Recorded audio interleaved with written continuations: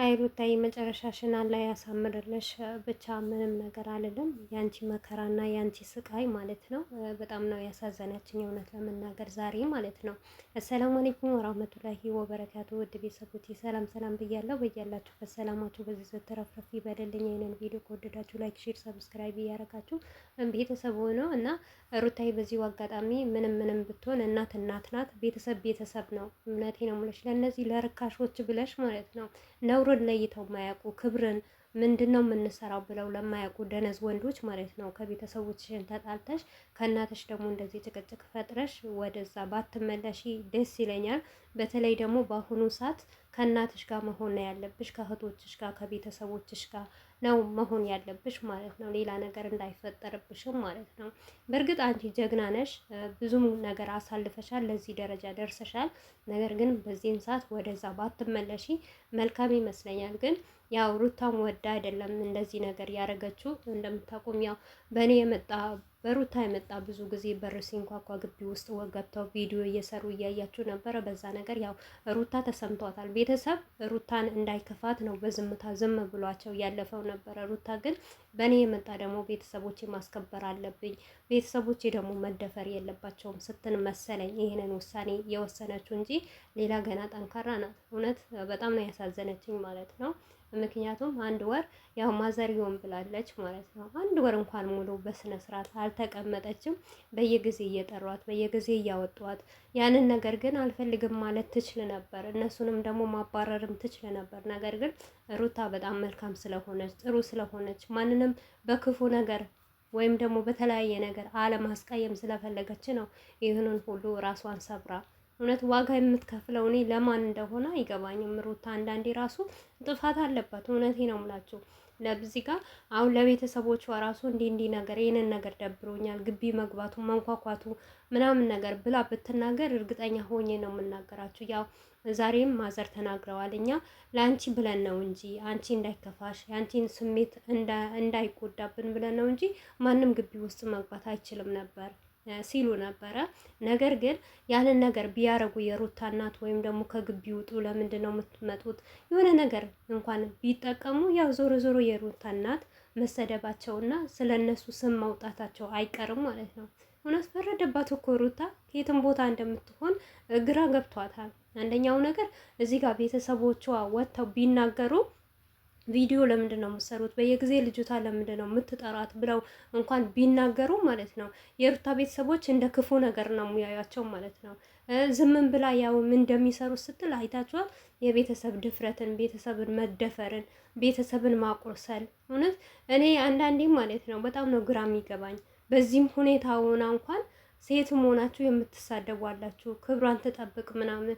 ሩታ እኮ ክብሯ ጠብቃ ነበረ የምትኖረው ማለት ነው። ነገር ግን ባልዮ ነው ለዚህ ሁሉ ያረጋት ማለት ነው።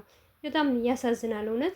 ነገ እኔ የሚገርመኝ ነገር ማለት ነው ይሄ ልጅ አድጎ አብርሽ ተብዬው አባት ተብዬው ማለት ነው እናትዮ እንደዚህ ሆና እያለ እያለቀሰች ከእናቷ ቤት ልጇን ይዛ እንደዚህ የሆነች እየሱ ግን ሸሺ ገዳሚ እያለ ከዛች ዛሬ ነገር አረኩ ያንን አረኩ ብሎ ከሚዘል ማለት ነው። እሱንም በውሸት ዓለም ነው የሚዘን ነው ሰውን እኔ በነገራችን ላይ ማለት ነው አብርሽ ላይ አልፈርድበትም። እንዴት እንደሆነ ታውቃላችሁ?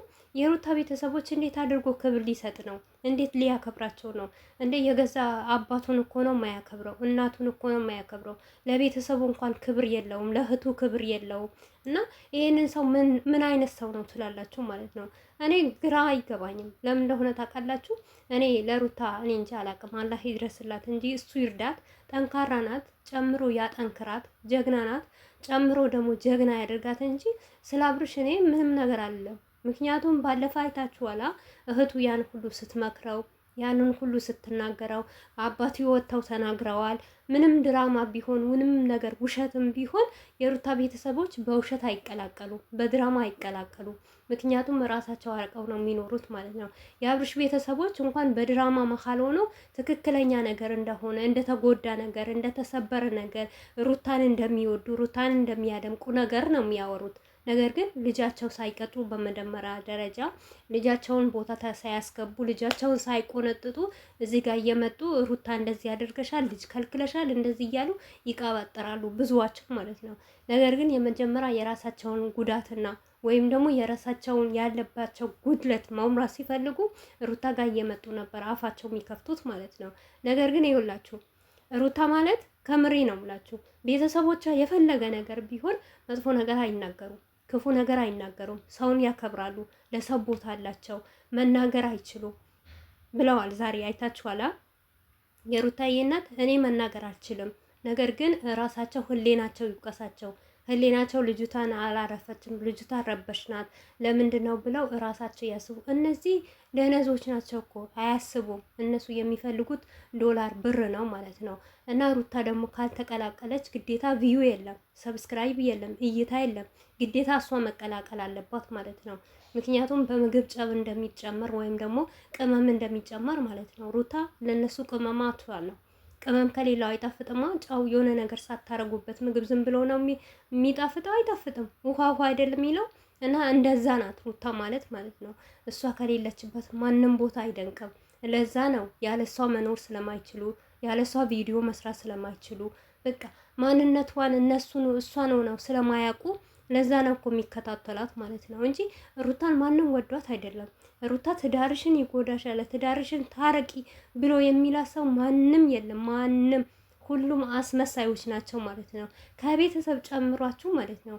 አስመሳይ ናቸው። አስመሳይ ባይሆኑ ድራማ ባይሰሩ በሩታ ባይጠቀሙባት ባይሸቅሉባት ማለት ነው ይሄን ትዳር በዚህ ደረጃ አይደርስም ነበር።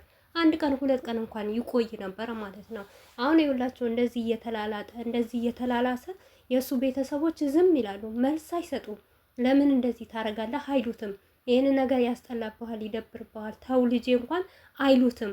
ነገር ግን ሩታ የሆነ ነገር ስትወስን የሆነ ውሳኔ ስትደርስ መጥተው ውሳኔዋን ሊያበላሹ ወይም ደግሞ ውሳኔዋን ሊያስተዋት በቃ ከአንዳንድ በኩል ይጎተታሉ ማለት ነው። ለልጃቸው ግን ምንም ነገር አይሉም ማለት ነው። የሁላችሁ የሩታ ቤተሰቦች በጣም ጀግና ናቸው። እውነቴ ነው የምላችሁ፣ ጀግንነቱ ከቤታቸው ነው። እኔ ከበፊትም ጀምሬ የሩታ ቤተሰቦች በጣም ጀግናና መልካም እንደሆኑ ነው የማውቀው ማለት ነው። አንድ ቀን እንኳን ወጥተው ስለ አብርሽ ተናግረው አያውቁም። ይሄንን አክል ሲበድላት፣ ይሄንን አክል ስታለቅስ አራስ እንኳን ሆና ሳምንት ሳትቀመጥ ለምን ብለው አልተናገሩም። የአብርሽ ቤተሰቦች ግን አንድ ሁለት ቀን ሶስት ቀን ልጅህን አታይም ስለተባሉ ማለት ነው ከአንዳንድ በኩል ተጎትተው መጡ።